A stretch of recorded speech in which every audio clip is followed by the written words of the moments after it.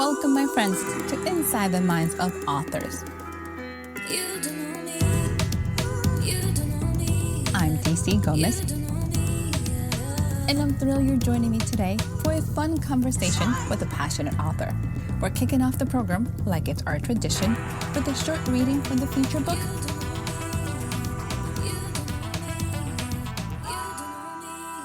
I hope you guys enjoy it. Let's get started. My name is Caroline Ailanthus. I am the author of Ecological Memory. This is what I like to call post-apocalyptic optimism. So the end of the world has happened, but what happens after the end is better, sort of. The story is part scientific detective story, part road trip.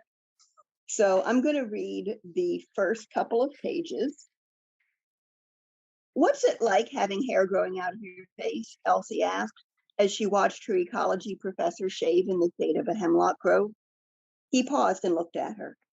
"You have hair growing out of your face," he said. "You should know what it's like." Elsie's cheeks grew hot and she looked away. She was sensitive about her few chin hairs. But Andy didn't insult and he rarely teased. He probably just meant her eyebrows. She turned back and watched him shave again.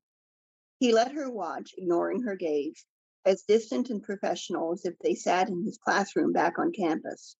She felt safe with him. She didn't know why.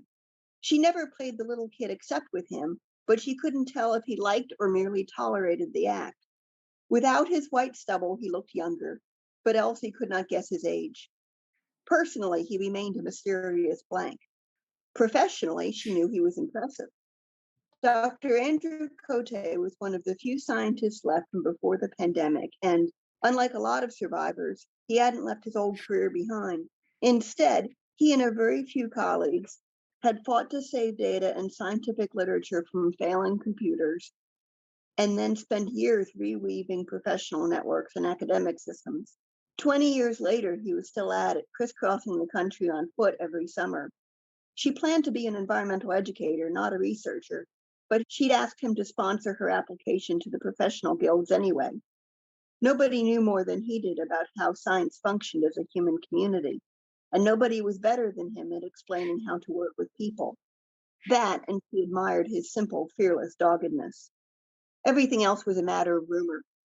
People said he'd lost a wife and children in the pandemic, but of course a lot of people had. It was his refusal to discuss his family that lifted common tragedy to mythic status. Opinions split over whether he had remarried. Elsie had noticed, traveling with him, that he recorded video messages to someone every night on his little tablet computer. He didn't know she knew. She had overheard him once, just the tone of his voice, soft and gentle, and she had resolved to never overhear again. She'd defend him from anyone, if necessary, even from her own curiosity. She never asked him if the rumors were true. She did once ask him to explain what the 10% survival rate really meant in human terms. Andy had knelt beside her and asked her to put her hands out. She had laid them, all 10 fingers, on the cool brown needles of the forest floor. The man drew his pocket knife and brought it down, hard, on her left pinky. Of course he didn't cut her, but it took all her will not to flinch.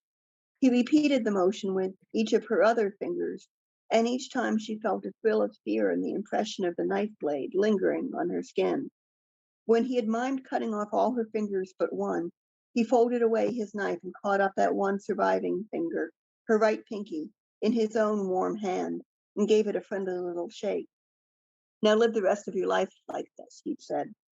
Andy was shaving because after 4 weeks backpacking up from Pennsylvania, they were drawing near the first of Elsie's speaking engagements. Andy had a rule against coming into town dirty from the road, the way most travelers did. He said if you want to embody the professional, you have to look the part from the minute someone first sees you. You have to manage the impression you make on the world. "Why don't you grow your beard out?" she asked. Most men did. "I don't know," he answered. "Habit." Elsie packed up the kitchen kit, getting ready for the day's hike. When Andy was my age, she thought, he didn't have to walk everywhere. He had his own car and he'd flown to conferences on airplanes. But technically, he didn't have to walk now either. Even without fossil fuels, there were other options. She'd once asked him why he didn't ride horses or bicycles. Too much to keep track of, he'd answered. Many people of his generation said things like that. Elsie knew it was because they'd become timid about having anything they might lose. But she'd come to doubt Andy could be timid about anything. And anyway, he had a point. The pack had quickly come to feel like part of her body. She could forget its weight, take its contents for granted.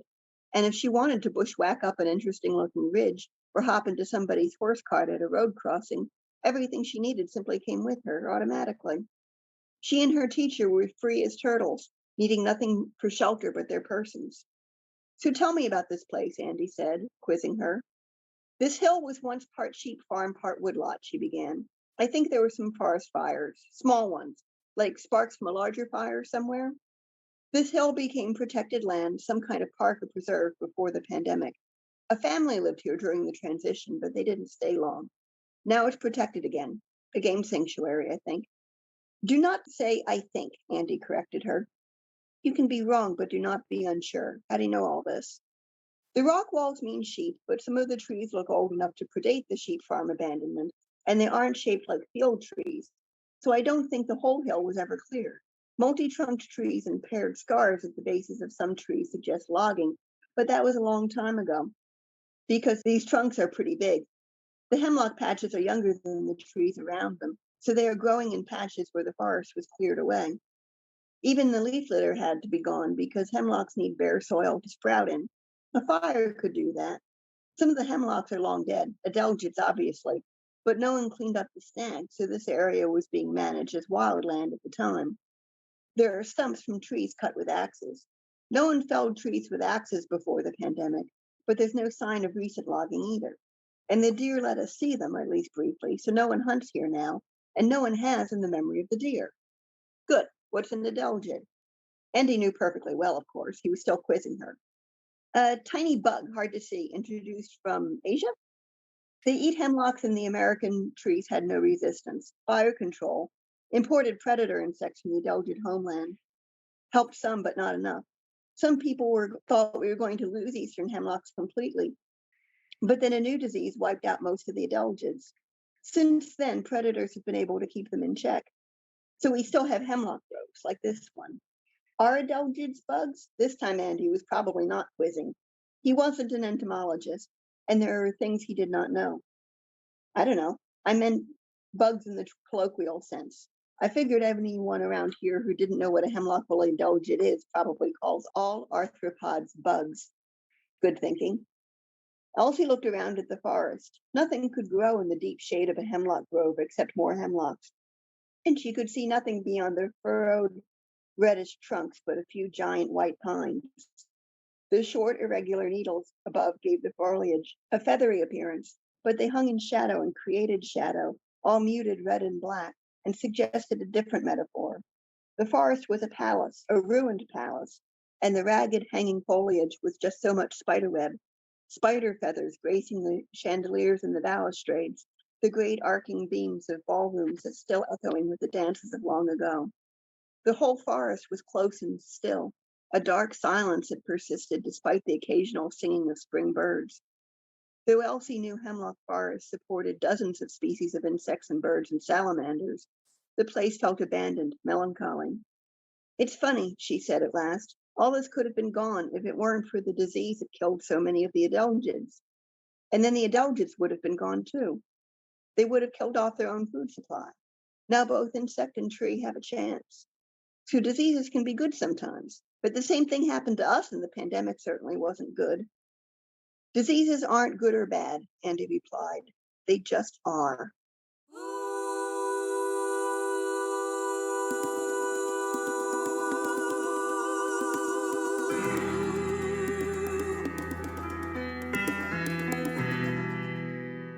Hi, everyone, and welcome to another episode of Inside the Minds of Authors. I am so excited you guys are joining us today, that you love this reading as much as I did. Madam, how are you today? How are you doing? I'm good. Thank you so I'm much good. for joining me. I'm so glad you're in this show. We're going to jump right in because I want to know all about what made you decide to write this book. Well, there are things about society that bug me, right? Environmental problems, people being awful to each other. You probably have the same list. So I started daydreaming about what would happen if it all fell apart and went away and something else happened. And then I realized that I was basically that if my daydream came true, billions of people would die. It would be awful. So to kind of challenge myself to stay honest about my own daydreams, I started thinking about, okay, if this happened, what would it be like to live through the fall of civilization and the development of something afterward that's better in many ways? But still, there's this very difficult transition. Once I had that thought, I don't know, it's like the basic outlines of the story just downloaded themselves into my brain over about a week. I didn't decide to do it, it just sort of volunteered. When you're a writer and that happens, you just have to obey. You just have to start writing the thing. There's just really no option. So I did. I'm glad you follow your heart and decided to obey. That's really good. And I do enjoy the description of that download because sometimes I feel the same way. So I can completely relate with you. Question is, I like the introduction to a positive apocalypse. Why so? So I got tired of the negative ones, for one thing. And for another, I mean, I hope everything turns out well. And on bad days, when I get pessimistic, sometimes like everybody else, on bad days, I kind of doubt that we're going to be able to get there without some kind of crisis. When everything looks pretty dark somehow. But the idea that, okay, if we're going to have a crisis and everything's going to fall apart, what's going to happen afterwards, that will be better. That's kind of how I keep going. That's a really good way of looking at it because if not, you are so right. Everything looks so negative that it's hard to stay focused. It's hard not to be depressed. In most post apocalyptic dystopian worlds, I have always asked, like, why does the world look like a giant desert and why are we starving? I'm like, what happened? So thank you. I appreciate it. Good. I'm glad. Trust me, you made me smile when you said it. I was like, oh, thank you. Good. Let's talk about how much research did you end up doing for this book? Because you're bringing all these elements together. You're talking about bugs, you're talking about all these things that we currently have. How much research did you have to do? Depending on how you define research, either a lot or very little. See, what happened was I went to grad school. I got a degree in conservation biology, and then I basically poured everything I learned in grad school into this novel. I had to do some additional stuff. There were a couple of books that I reread. The pandemic that's mentioned, it's not COVID-19. I actually published this book before COVID happened. But I wanted a realistic pandemic to destroy civilization. So I spent a couple of months picking the brain of a virology student. So I did things like that. I went back to my old professors and asked them questions. But the bulk of what I needed to learn before I wrote this book happened before I started writing. It was grad school. So you are pulling from a lot of the knowledge you have and a lot of the people you have in your life, which is beautiful.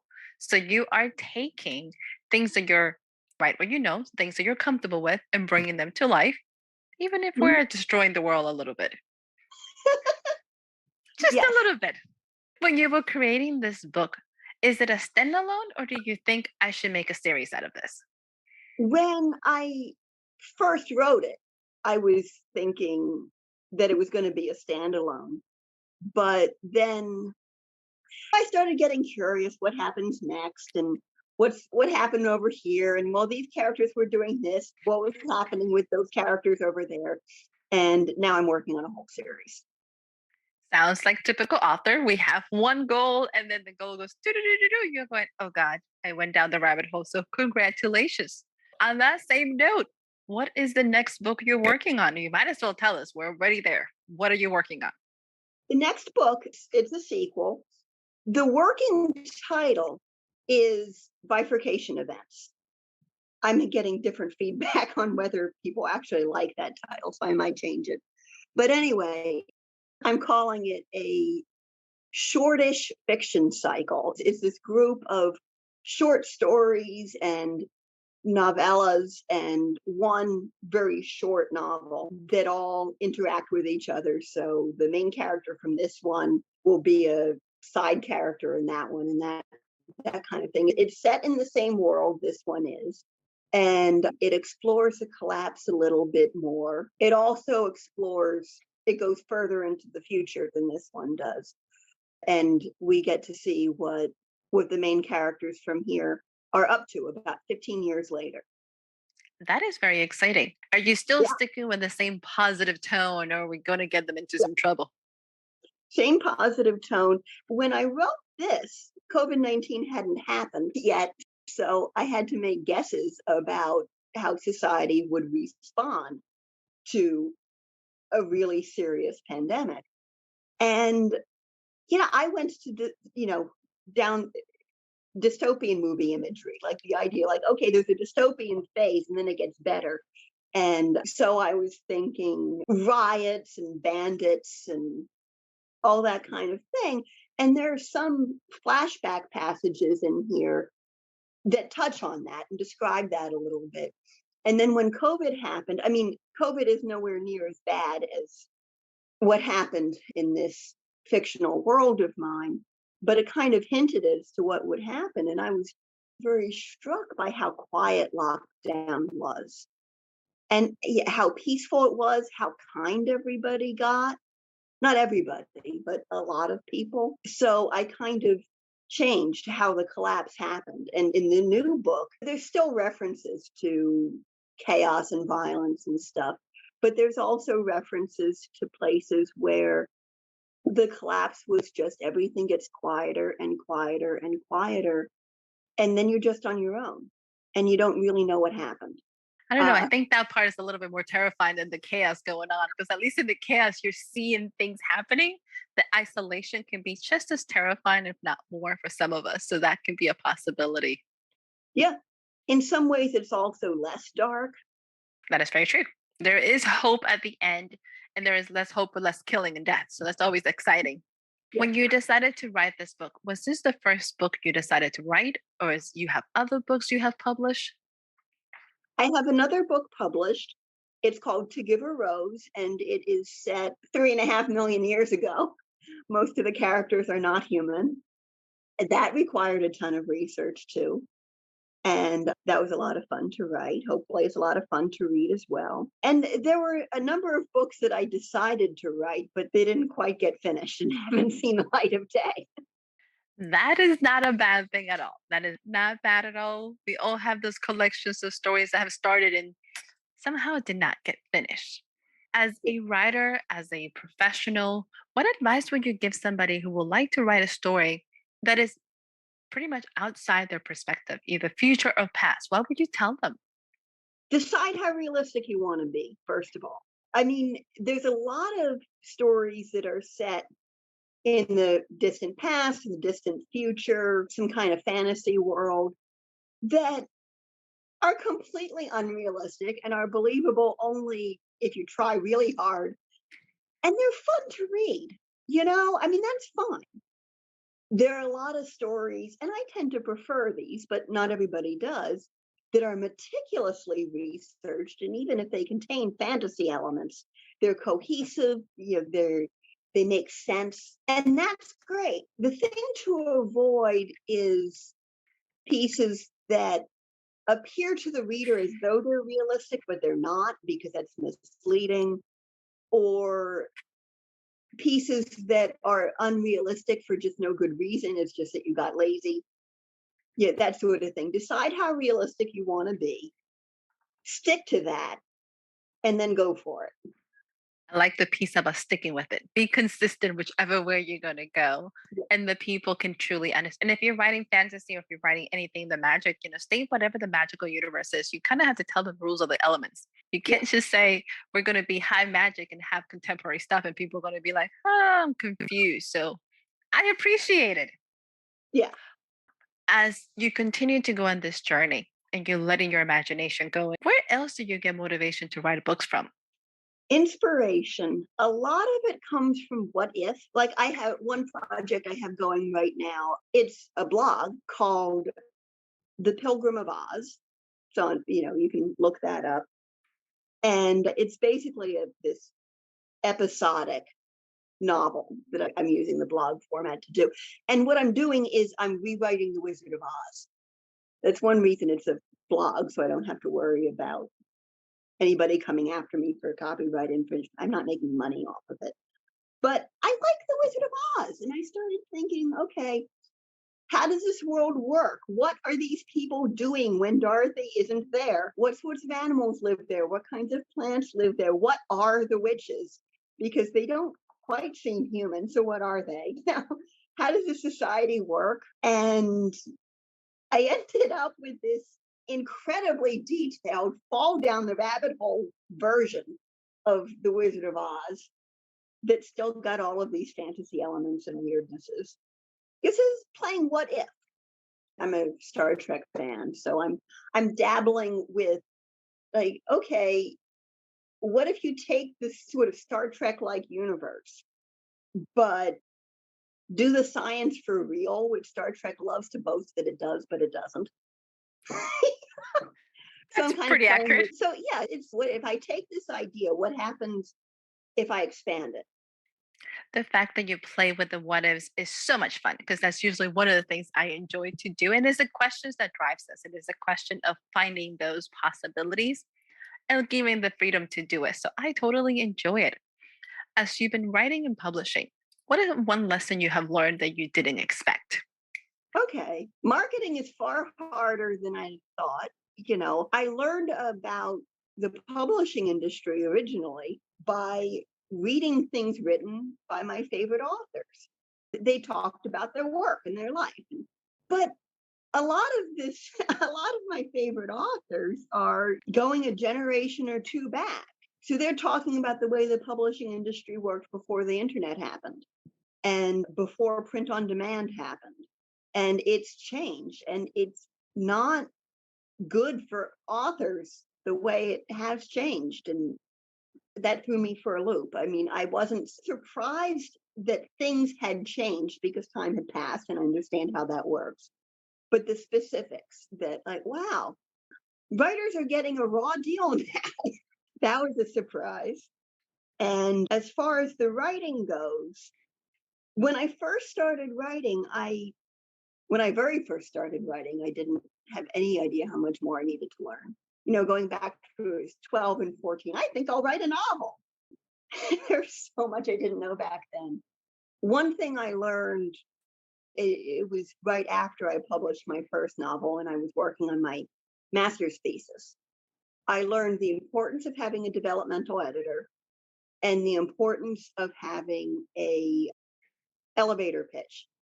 An elevator pitch, for people who might not know, the idea is if you're stuck in an elevator with somebody and somebody asks, so what's your book about?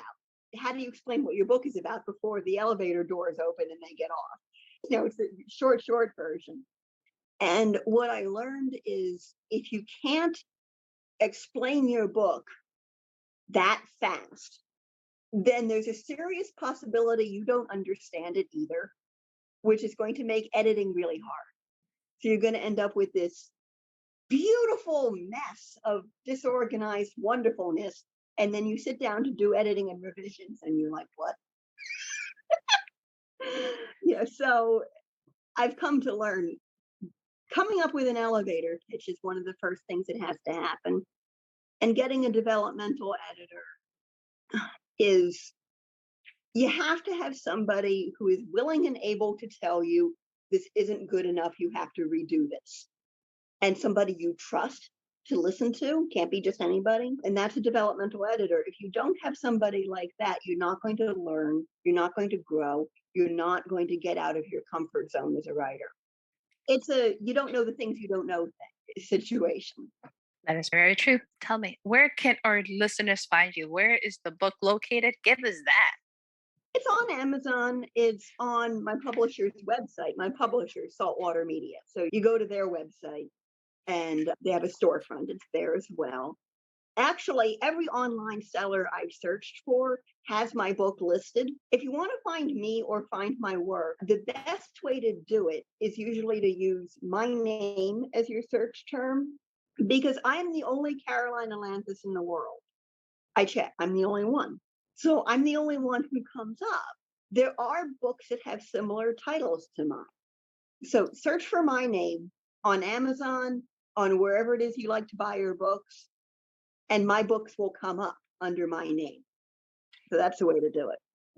Awesome. So for everybody interested in finding so much fun, go ahead and find the book. You're going to truly enjoy it. But before you leave us, are you ready for the lightning round? Sure. Easy peasy. Don't think too hard about this. Okay. Cold drinks or hot? Hot. Pancakes or waffles? Pancakes. Hiking or camping? Both. You hike to the campsite. I'll give you that one. That's fair enough. Cats or dogs? Both. Okay. I have both. Okay. We'll let you pass on that one. Here's a little different. Let's see how you do. If you could play any character in any movie of your choice, who would you pick? Oh, I have no idea. I never thought about that. Would you have a character you would like to be? No, well, the ones I identify with tend to have a tough time of it. It's not a bad thing. Give us one. Okay. TV show, Elementary. Okay. That version of Sherlock Holmes. He's one of my favorite versions of that character. Awesome character. Wonderful show. That is actually a very good series. I do agree. Thank you so much for joining me. It has been a pleasure. Truly, Thank you. It's been fun. To our listeners, thank you so much for joining us in another episode of Inside the Minds of Authors. Make sure to go ahead and give us a like, share it. We need to continue to grow together and share the episodes. If you would like to see the behind the scenes peek of what we do, join the Patreon community. You can see the videos before the podcast go live and see how the conversations really go down. But have an amazing time. And guys, I will see you again in the next episode. Bye.